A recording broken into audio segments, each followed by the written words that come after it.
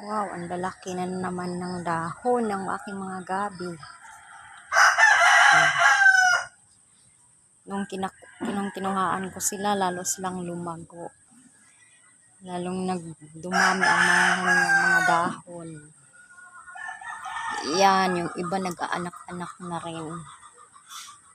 Thanks naman sa inyo. May magugulay na naman akong laing. Ayan. Sunod araw, kuhaan ko naman kayo.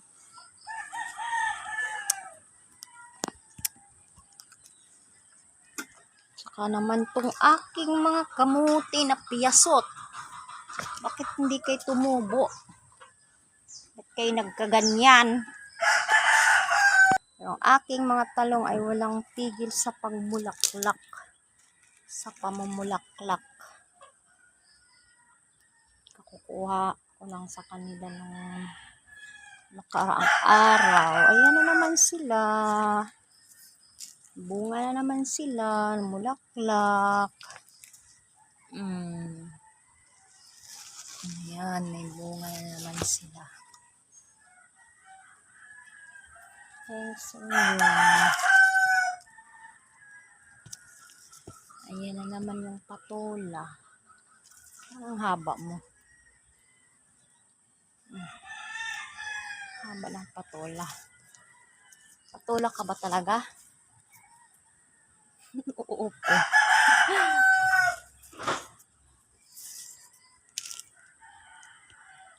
Asan na yun nandito? Ay, yun. Ayun, meron pala.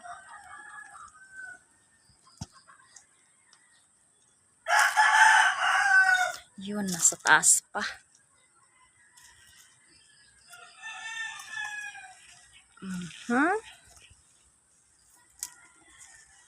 Yung ampalaya ng tanim ng brother ko. Yung mga kaso parang kusa silang nalalaglag kasi inuul yung bunga. Ka-spray ko lang yun kahapon. Lago sana ng dahon, no? Sarap din ilagay pag nagmunggo. Lago ng dahon.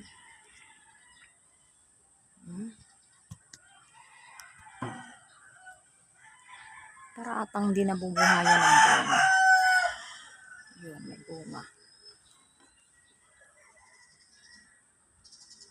Asan ka na? Ay. Yung mga talong.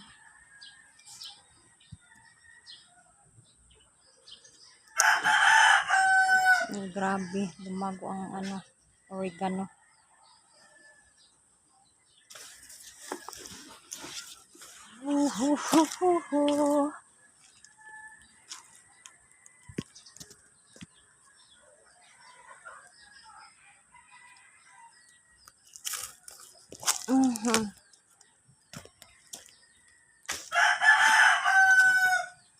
At ito naman, bakit ka nakalaylay? Dini ka. Yan, gumapang ka dyan.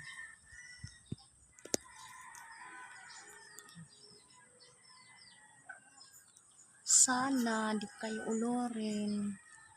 Dami yun pa namang maliliit na bunga.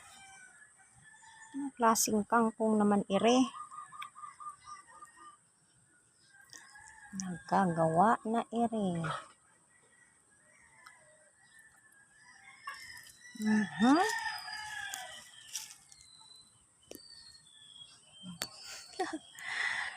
Gawa ng brother ko. Basurahan. Ginawa ng taniman ng kangkong. Thanks sa inyo, mga kamamis. Tanim pa tayo ng mga gulay para marami tayong maani. Hindi na kailangan bumili. O, diba?